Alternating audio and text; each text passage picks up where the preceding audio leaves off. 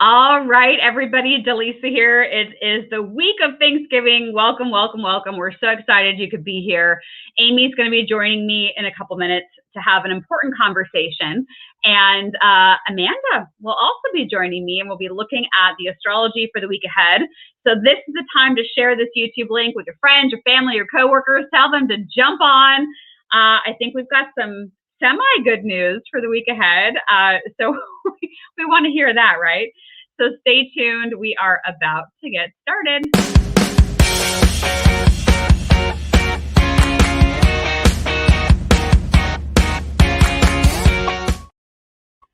All right. There's my fancy banner. That is your reminder as well to click below. Make sure you hit that subscribe button for Spirit and Spark TV. We've got some really cool stuff coming up for the month of December. I know that Amy and Ashley and Christina will be doing their own live broadcast in December, so that'll be a lot of fun. So keep on the lookout for that. I hope you enjoy the time with your loved ones this week. I would like to mention in the banner below that's scrolling, I do have a $100 off my upcoming workshop. And that is really designed for professional, career-oriented women that are either feeling overworked or undervalued, or a combination of both. And so if you feel like you fit that and you want to come to my workshop, I'm offering it on 2 different days and times. I would encourage you to sign up and use that coupon code in the banner below to save $100. The early bird coupon code will be coming to an end very soon. So go ahead and register while space is available. Okay, I am going to bring Amy on here in just a moment. Then I want to do our overview of the energy as I see it, and then we'll bring Amanda on. So let me go ahead and welcome Amy to the broadcast. Amy, hello, welcome. Hi, everyone.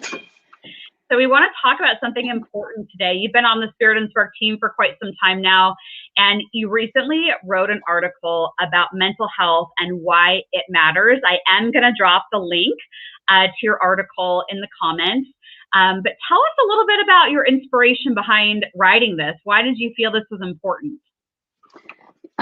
So recently I just felt like everyone's mental health has been like going down, or everything's just been involved around like mental health. So mental health is important to me because I see people struggling every day with it, whether it's a family member, a friend, a stranger. I feel like it's all around us, but it just goes so unnoticed. And I feel like it's because people have a way of hiding their feelings, whether it's fear of being called crazy, or whatever it is when it comes to mental health. I just feel like there's always that fear. So it's always been important to me for a couple reasons. The first reason, growing up in a traditional, strict Asian household, I felt like our mental health is kind of pushed to the side. There's always something like expected of us, and it just seems like no matter what we do, it just seems like it's never enough. So growing up, that affected us in so many ways.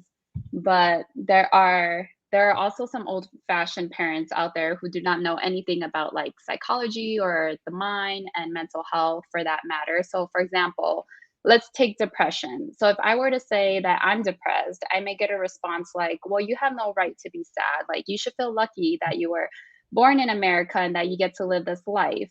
But truth is, depression is something that a lot of us goes through, no matter if you are rich or famous. It's real, and it happens to many of us. I personally went through postpartum depression, and I'll admit I was scared to come forward about it because I didn't want people to think the things that they might think. For example, like, oh, maybe like she doesn't love her baby or whatever it is. I didn't want people thinking that. So I kind of went through it alone, and I woke up every single day and I suffered through it alone. And I was a young mom, and I lost a lot of friends. I lost my old life, and I just felt like, I couldn't work anymore because I was put on bed rest and I had to stay at home just to watch the baby. So I just felt useless, all around useless. And it took me a while to pick myself back up, but I did, and I feel, like I'm proud of myself for that. But there are ways where I feel like tips to help us through mental health. Number one would be to get help, even if you don't want to. So don't be afraid to ask for help or to talk to someone, because you may not realize it sometimes, but talking it out can really help us relieve like the stress or the anxiety that we're feeling. It's the feeling of being heard and knowing that you are not alone that will help your mind kind of realize that. If you're not a person to talk about things, then I would suggest finding something that you love to do. Whatever it is that helps you and your mind relax, like take action, even if you do not have the motivation or feel like doing it. For example, like if you like to draw, take out your sketchbook and start drawing, like even if it's just scribbling, or not even an actual image, just take it out, scribble, whatever it is. If you like to write, take your journal out and start writing.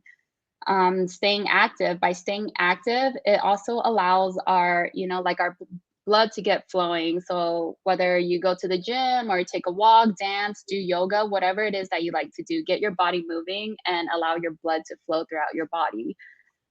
Silence. For people who have sensory overload, sitting in silence helps. So sit in silence if you need to, because this helps us clear our mind and gather our thoughts. Especially dealing with anger or anxiety, science can help calm you, and you'll be surprised at what may come when you sit in silence. So, whatever it is that you're going through, please know that it is temporary. Pain does not last forever. Always know that you have people out there who care and will support you, even if it may not seem like it. There are also resources that can help. So don't be afraid to ask for help, because you are worthy and you are loved. Oh, I love everything you just said, and I appreciate your vulnerability and being and just sharing a part of yourself that you really at one point weren't comfortable talking about, and here you are talking about it in front of a bunch of people. I did put the link to your article. It's spiritandspark.com/mental-health-matters. I also put a comment in here for the suicide prevention hotline. And I've used a company called BetterHelp. BetterHelp? I'm gonna look it up. Yes, that Yeah, one. it's an online therapy company, and it's really cool because you can chat with them over video, or they have like a blog function where you can write to them if you just feel like you need to get it out. But BetterHelp would be a company. There's several that do that. The telehealth, mental health consultations and sessions and things. But yeah, I love what you said. You're not alone. You're not alone. And you have this community, but if you really feel like you need help, like please go and get help. I don't want anybody to feel like they have to suffer through any kind of mental state of being when there are so many resources out there. Yes, exactly. Thanks, Amy. Is there anything else you want to share? Do you have anything fun planned for Thanksgiving? No, just spending time with family. Yeah, and you're very busy with sessions. So for all of you watching, Yes. if you've never had a session with Amy, Amy is a medium on our team, and she does virtual sessions, and people really, really, really love her. So if you've been wanting to connect with a loved one, you can find Amy's contact info in the practitioner directory over at spiritandspark.com. So thanks, Amy. Thank you, Dallisa. Yeah, we'll see you soon. Happy Thanksgiving. Happy Thanksgiving, everyone. Oh, I love that. I love that. Woo. I love when people just show up as they are, and they're just authentic, and they say, this is what I've been through and here's what I know, and they show up in a genuine way. And I love that Amy was here to help people, help you, whoever's watching today that feels like you really needed that. So I'm sure you're out there. So thank you, Amy, for joining us on today's show. I'm going to go over I have just a couple bullet points. I'm bringing Amanda on. My energy themes for this week. You could feel disconnected or a sense of loss right before Thanksgiving, but it will likely trigger this feeling or this sense of being called to align with your faith more deeply, more strongly. People may feel more quiet, inward, or uninspired to communicate on Thanksgiving. So if you're around the table, listen, breathe, right? Ask yourself this week, what parts of you need the deepest healing? What is your intuition telling you if you stop and listen? And where do you seek independence and freedom? What is stopping you from cutting yourself free from the shackles? Dun, dun, dun. All right, let's go ahead and bring Amanda on and see what Amanda has to say about my notes for this week. All right, hello, welcome back to the show. Hello, thank you so much for having me. And yes, dun, dun, dun. Dun, dun, dun. But you teased before when we were backstage, you were like, it's not all bad. There's a couple of days of good energy. And I'm like, yeah, our couple of days before like the ish storm that's coming. So Exactly.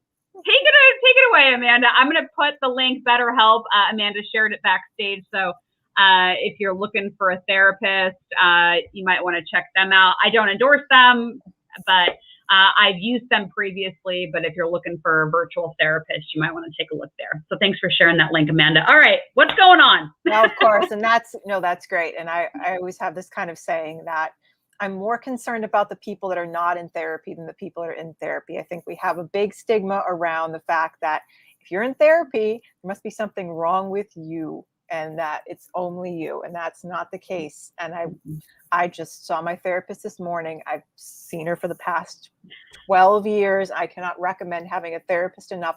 Who doesn't need someone to vent to, especially during these times? I think people feeling very lonely, as we stated. Astrologically, we've been going through, quite the ish storm of energy, to say the least. And this is the first time I think that I've actually been on the show that hasn't been Mercury in retrograde. It kind of feels it. It still kind of feels it. We're like pretty stagnant, but kind of traumatic. We were talking behind the scenes earlier about all the violence, all the addiction, mental health concerns, suicides, really are on the rise, as far as, even beyond when most people were in lockdown. I think we're really just feeling the spiraling out effect, but have some good news. So we are really on the, knock on. Better write this down. It's not all bad. So we're actually really, on the tail end. So people that are energetically feeling, because we're really going to talk about more the week of Thanksgiving energetically here and a little bit beyond, or the aftermath. And I can't say holidays aren't hard for most people. I think they are, social pressure, anxieties to perform, things of that nature, big time contenders for mental health, connection, not feeling like your family understands you, things of that nature. I think we can all relate, all of us, to some level. Also, Thanksgiving tends to be, and it is this year, ruled by Sagittarius season, which is ruled by Jupiter, which is going to excess. It's alcohol, it's addiction, it's like expansion, it's fun, it's a party, but it's like the need to like expand and overdo. It's a huge thing to really be mindful of for people feeling energetically, I think, pretty drained, pretty exhausted, not even maybe looking forward to the holidays. We're really off that Taurus full moon partial eclipse that we had on the 19th. That energy is still there. And I have to say, I'm not sure about any of you, but people have been acting very erratic. We look in the news. It's because we're really looking at this axis of fear versus security, with the supply chain issues, with commercials kind of revving you up like, oh, you have to like panic buy, panic expand, overdo. It's like we're already falling into that Sagittarius, negative. There's always the light and the shadow to any sort of sign shift or anything like that. It's like we're falling into the fear factor. What's really kind of occurring now is we're in this like rev up zone for the nodal shift. The nodes, or the moon's nodes, lunar nodes, so points in the sky that are calculated mathematically, they tend to shift whenever we have an eclipse, right? So we had that partial eclipse, but they're a little bit on the tail end because of all the retrogrades we've had. I think we definitely feel like reliving everything constantly this whole year. It's been message and message after message that it's like, okay, all right, leave me alone already. So, we have to wait a little longer to January to experience a shift. But what we're really embodying this energy going forward, even into this week, is that there's this fear of fear itself, for lack of a better term. We're dealing with the opposition between Taurus, which is grounded, stable, emotionally stable energy that likes its creature comforts. It likes its things going steadily, things really kind of embodying the human pleasures of life, even nature, things like that, very pleasant, but it's fighting against this Scorpio, you know, fear-based mentality. Scorpio is good, it's great, it's transformative, but it's ruled by Pluto, which is destructive. I call it the Dr. Pimple Popper in the sky. It's like this pressure and it's like pop, explosion. And people feel that underlying, need to, lash out, and it's a fear-based defense mechanism. And I think people are really feeling that, especially people that are empathic, people like yourself. It's like you're feeling the weight of the world's anger and you're trying to kind of balance it yourself. So that's a big energy we're contending with here as we move into Sagittarius season, so for Eastern Standard Time Zone, we entered Sagittarius last night at 9:34 p.m. For those in Pacific Standard Time, it would have been 6:34 p.m. Sagittarius is the archer in astrology. So this is a good thing. This is like humanity's search for the truth, for knowledge. It's Sagittarius, the sign or the energy that we embody, is all about looking for the next greatest thing that can set us free. Sagittarius is a freedom lover. It sees the bigger picture. It wants to embody knowledge. It wants to gather, and it kind of wants to have a good time too. Centaurs are notorious in, mythology for liking to party. Exactly. You know how we always feel? I think the lead up to Christmas and Hanukkah and Thanksgiving is always so much more fun than the actual day. We think about it. Christmas and those holidays are ruled by Capricorn, which is more staunch, is a little more reserved. We're like over the top exuberant entering the Sagittarius season. So that can just enlighten us a little bit in the positive sense, because we were in Scorpio, which is transformative. It digs deep. It can be a little dark. It can be a little stuck in the depression phase, reliving traumas. Now we're really kind of moving out there to figure out, what's next for us? How can we move past traumas? What is the ultimate truth? On a collective level, I would say that, the chart of the US specifically, we're looking at lots of new information coming to light in the next couple months. In astrology, there's a system of houses 1 through 12. It's like a life cycle. The planets in the chart of the United States specifically, Europe's look similar. So we're not an island as much as we're kind of obsessed with ourselves in the US, but hey, that's us. We are looking at this 12th house configuration, which is called the hidden house, or the house of the undoing of the imagination. So we are not meant to see what's going on beyond the scenes, but as we move into March, we're going to see political changes, endings and beginnings, deaths, stuff like that. Expect things to be very energetically heated as far as people trying to find the truth. So it's more about the digging. We're really looking blindly at the bigger picture here. So I think that can induce panic in people. But knowing with Sagittarius is that we don't try to fall into this pitfall energetically of being so obsessed with knowing all the information. And sometimes on a human level, we need to think smaller. And Sagittarius can give us hope and optimism for the future. So I think that can maybe ease the transition for Thanksgiving this week. I really hope so. But, also looking towards, so November 24th, we switch our Mercury. Mercury's planet communication, learning, messaging, technology, stuff of that nature. It is what bonds us as humans. Animals do communicate, but we have really that gift of having that intimate emotional connection through communication, I think. So Mercury is switching from Scorpio. So we're all talking about the intense matters, the dark matters, things are brewing underneath the surface. Sagittarius Mercury kind of tells us enough is enough and I want to speak my truth. So I think that now this for Thanksgiving can cause a little tension because everybody has their truth, but your truths might not align. But it takes, there's so much brewing underneath the surface that I think that it's about time people start expressing their feelings in a conductive way, in a peaceful way. I want to note to people that are tempted to not do something of that nature, but we can express what our truth is. And can we listen with an open mind and not be so settled and sedimentary in our ideas? There's a lot of information out there This is more, can we make sense of it peaceably? So this is trying to bring to the peace. Sagittarius in astrology rules higher knowledge, meaning that you're come to some sort of educated of some type opinion or speech pattern. Its opposition is Gemini, which we've gathered all this information. We have all this stuff floating around in our heads, but can we speak our truth in a way that's conducive to healing, conducive to helping one another, hopefully broadening our worldview as well. Sagittarius is about the greater collective, the greater world, not just me all the time. It's looking towards that.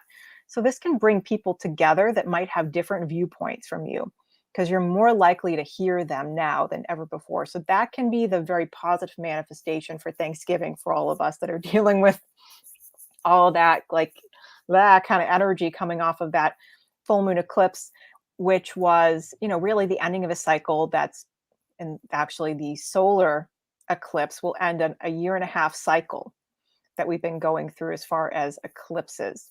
A lot of it doing with political. The last one we had was during the primary election season. So it's a lot to do with, changes of power. So power struggles government-wise is still a big thing to note. Collectively, we're going to hear more and more information, more and more truths coming out. Some we might not really want to palate, that kind of stuff.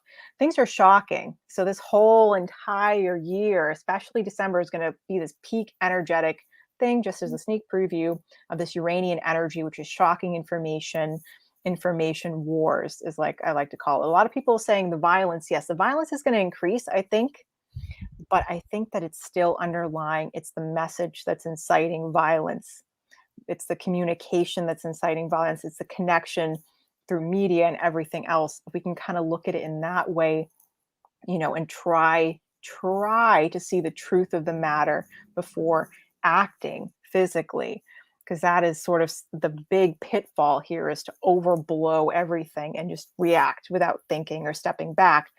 Now, something to be mindful around, pretty much Thanksgiving, the day after Thanksgiving, is that we're dealing with on November 26th at 8:04 p.m. Saturn is going to sextile Chiron. Now, sextile is an easy flowing energy aspect. We tend to like sextiles in astrology. However, sometimes when it's easy flowing, it means it can happen a lot stronger or a lot more just intense. So Saturn tends to be restrictive energy. It tends to be lessons. It tends to be karma. Chiron, which is currently in Aries, is a wound that doesn't tend to heal. So I know it sounds very dramatic and dark in a way. It does. I know it does. And you're like looking with horror. But what we can kind of manifest here. So if we have a Chiron in Aries, which has been going on for the past year, we are looking at a wound surrounding us as individuals and not feeling heard or seen, because Aries needs to be heard, seen, and wants to just go, and nothing can stop it. My brother's in Aries, and I think one time he said to me, "Why are they make doors? They just stop me from going where I want to go." And I'm like, what? But that's a perfect embodiment of like the most Aries thing I've ever heard. It's like, nothing can stop me. So we feel very thwarted, very stopped in our identity.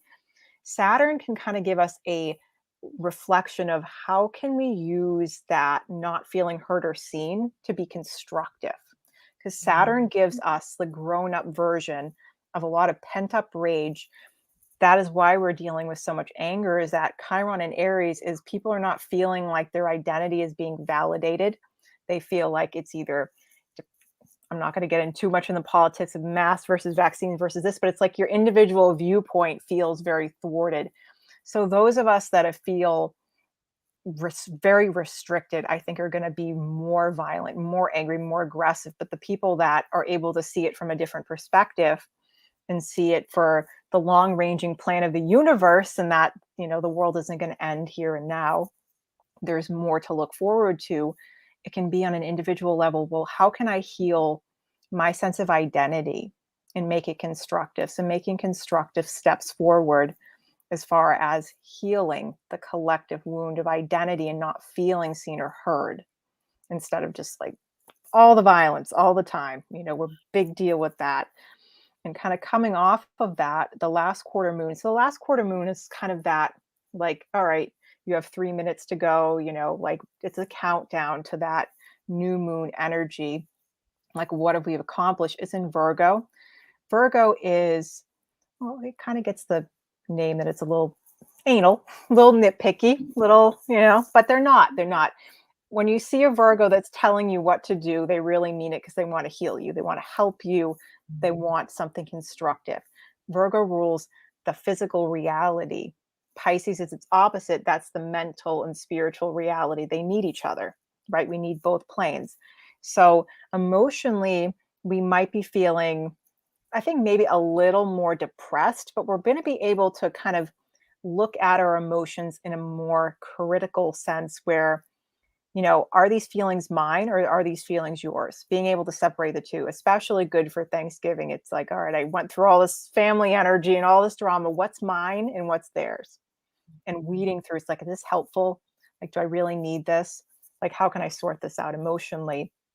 Because as we look into December, that's when things get more intense. We're just at that. This is a calm, as much as it doesn't sound like a calm, but this is a time to reflect on really what we need to know. Where are we going and what's the truth of the matter? As we look at Neptune is going direct. Neptune went retrograde in June. On December 1st, he's going direct. Neptune is nebulous, it's cloudy, it's confusing. It is in Pisces, which is even more confusing, nebulous, and cloudy. Neptune is spirituality and its connection in the sense of, anything political. It rules the 12th house naturally. So it is very much so manipulation of information. Pisces is Neptune's sort of cohort here. It's the manipulation of messages, the manipulation of emotions. So that's something big, is a manipulation of emotions. When when Neptune goes direct, we go through this period of time when any planet goes direct where we're getting jolted back. It's like when we try to drive into a parking space and someone's pulling out at the same time and we get dizzy and it's like, oh my God, what just happened here? I'm like still moving forward. You can feel a lot like that. But what it's sort of trying to give us in that little time frame is a glimpse at the reality of the matter, because we're all collectively blinded on purpose, I think, planetarily, about what's going on, because it might be too painful to see. It might not be conducive to our karmic healing. When Neptune goes direct, we are able to see what we need to heal. Like, where are we lying to ourselves, I think, is a big thing. Being mindful of where we are lying to ourselves can in turn, I think, clarify the situation. Energetically, that is rough, especially because it's right before, and I'll let the next astrologer have all the fun on December 4th with a new moon and the total solar eclipse, talk about political and social mayhem.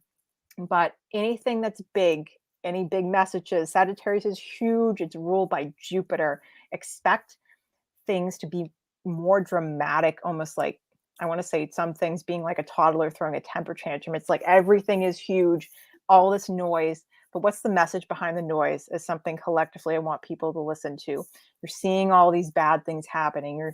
You feel like, and as Amy said, and that is, I can empathize. It's like anxiety based. It's like everything seems like the end of the world when you're stuck in that space. So it's kind of holding on to the fact that we need to think about how we're deluding ourselves. How can we be compassionate? And what's the message behind the drama? Sagittarius and the negative manifestation is a politician's best dream. It's like, look it over here. It's like what's going on behind the scenes. So it's the man behind the curtain type situation, collective energy wise. Phew. No, but I love what you said. It all made sense. I think everybody watching understood what you said, because we talk about these different planetary transits and aspects, and you might not know astrologically what it means if you're watching this, but you gave us a great explanation as to what each thing means. What I would want to hammer home with that, so I'm a Sagittarius sun. Oh, wow. Yeah. The eclipse fell on my birthday last year, so that's been fun. That's prolific. Yes. Yeah. Is be mindful of anybody who is talking about suicide, hurting themselves, numbing themselves to drugs, alcohol, any of that stuff, because I feel that's going to be very, very prevalent this holiday season. And so Time with why I bring it up is, if you feel, if you're listening like you should be and paying attention, you will probably get some red flags or some warning signals and take them seriously. Majorly. That's absolutely on point. And Neptune, that's the last thing I'll say on the front. Same with Jupiter. Jupiter expands the problem. If somebody's having a problem, it's an individual chart thing too. As I will just note to people, it's like, you're like, oh, this isn't resonating yet. Well, it depends where it's falling in your individual chart. But I think you feel the energy. We might not know what the planets are doing. Most of us don't, but you're feeling that Jupiter's addiction as well. It's overdoing it to sort of mask the problem. It's all about that masking type energy. So yes, people, and especially always, every year, no matter what, suicide rates increase during the holidays. Please, there are little signs, there are little signs of suicide. I mean, I'll admit I tried to commit suicide in one of my teenage years. Did I tell anyone? No. Did anyone know? I don't think so. I mean, I don't think so. It's hard to see people, even people are acting extremely unusually happy. I'll say that as like a warning sign, is not anything outside of the realm of their normal mood or behavior, is something I can just put out there, is a big indicative thing, and of course it sounds cliche, but giving away possessions during the holiday, spending all your money on stuff and giving people gifts that they wouldn't normally give, that's a warning sign. I think stuff like that, going to excess. Thank you for sharing that about yourself and those tips, because if we don't speak up and if we don't try to help and by using our voices to do so, maybe we could help, is all I'm trying to say, is maybe we can help. Even if it's not embarrassing. No. That's the thing. It's not embarrassing to have mental health issues. I think most people do. Yeah, exactly. Before we let you go, let people know where to find you and what do you got cooking right now? Absolutely. So if you're interested, I mentioned where it falls in your individual chart. If people are interested in finding out what the year ahead for them personally has in store, I am offering, especially get in now because we're almost the new year. We're looking at, astrological forecast charts are a big thing. I'm having a Black Friday sale. This is a sneak preview. Anybody that mentions that they're on the show gets 25% off.